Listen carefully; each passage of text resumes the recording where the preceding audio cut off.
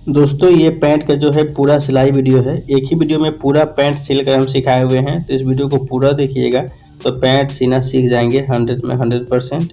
तो इस वीडियो को पूरा देखें और अच्छे तरीके से सीखें। वीडियो को हम शुरू करते हैं। नमस्कार दोस्तों, ये जो है पैंट का बेल्ट है। बेल्ट कटिंग करते हैं फिर शुरू से सिखाते हैं। ये देखिए 19.5 कमर है। ये छोटे बच्चे का है तो आप 20 बना सकते हो, क्योंकि छोटे बच्चे का ग्रोथ ज़्यादा होता है। तो ये देखिए आधा इंच बढ़ा के 20 का। ये 2 इंची हमने हुक के लिए मार्का लगाया है।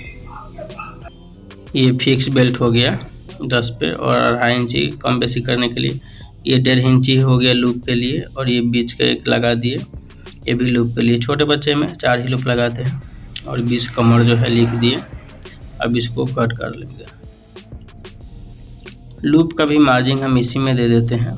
कितने लोग पल्ला तैयार करके उसमें दे देते हैं। सबसे ये आसान तरीका है। बेल्ट में मार्जिन देते हैं, हुक का भी, और कुटका लगा ले दोनों साइड आसानी से। ये देखिए ऐसे क्या होता है कि दोनों में सेम लग जाता है, आमना सामना बराबर आता है। इसके बाद देखिए दोस्त क्या करेंगे। सबसे पहले जो है पॉकेट को हम तैयार करेंगे, फ्रंट पॉकेट, और इसमें बैक पॉकेट भी सिखाए हैं। आगे का भी पॉकेट बनाना सिखाए हैं और बैक का भी पॉकेट बनाना सिखाए हैं। तो इस वीडियो को आप पूरा देखोगे तो सीख जाओगे। ये मेरा क्रश पॉकेट है, और इसको देखिए ये एक प्लेट है।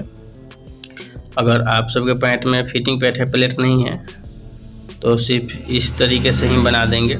और जिसमें प्लेट है तो ये देखिए प्लेट हम पहले तोड़ लेंगे। आयरन से नहीं, ऐसे ही तोड़ेंगे, क्योंकि इस चैनल पर लेडीज़ जेंट्स दोनों हैं, तो सहूलियत होगा सिखाने में और सीखने में। तो इस तरीके से नखम लगा के एक प्लेट हम दे दिए। इसी तरीके से प्लेट दिलाता है। और ये कंफर्म कर लेंगे। ये देखिए 5 इंच पे 5 का 20 आ गया, चौथाई बग रहा था। 1.25 इंची सिलाई का मार्जिन जो दबाव में जाता है। और ये देखिए 1.5 इंची नीचे सिलाई मारेंगे, फिर ऊपर से दोहरिया देंगे ताकि मजबूत हो जाए। सेम इसी तरीके से दूसरा पाला को भी तैयार कर लेंगे। ये उल्टा है तो इस तरीके से सीधा की तरफ फोल्ड करेंगे। और कोई भी पार्ट इसमें हम कट नहीं किए हैं, आप सब आसानी से सीख जाओगे। तो वीडियो पूरा देखने के बाद दोस्तों, अगर यूज़फुल हो वीडियो तो इस चैनल को आप सब्सक्राइब कर लीजिएगा। और मेरा एक फेसबुक पेज है इसी नाम से, उसको भी फॉलो कर लीजिएगा, जिसका लिंक जो है डिस्क्रिप्शन में मिल जाएगा।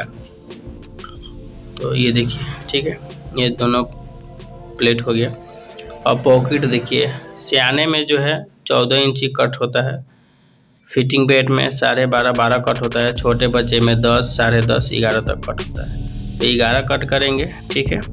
और जैसे ही हम फ्रंट वाला को उस पर रखेंगे तब पता चल जाएगा कि ये बड़ा पॉकेट है, ये छोटा है, तो उस समय छोटा कर लेंगे। हम फिलहाल 11 रखें। और ये रहा मेरा फ्रंट पल्ला, इस तरीके से रखेंगे। ये देखिए, ठीक है। इधर को उतना कपड़ा छोड़ देंगे जितना में मेरा फ्लाई बन जाए, और इस तरीके से कट कर लेंगे बैठाकर। और नीचे से जो है 1.25 इंच और छोटा कर दिए, नहीं तो और ज़्यादा बड़ा पॉकेट नीचे की तरफ हो जाएगा, तो पॉकेट में हाथ डालेगा तो पूरा लास्ट पहुँचेगा नहीं, ज़्यादा बड़ा पॉकेट हो जाता है। इसलिए हम और 1.25 इंच छोटा कर दिए। और सिलाई में 1/2 इंच 1.25 इंच छोटा हो ही जाता है। और ये सब कुटका लगा ले ताकि पॉकेट बनाते समय काफ़ी ज़्यादा सहूलियत होता है, कोई दिक्कत नहीं होता है, कुटका लगा रहता है। तो ये पॉकेट कट कर रेडी हो चुका है। अब इसको बनाएंगे।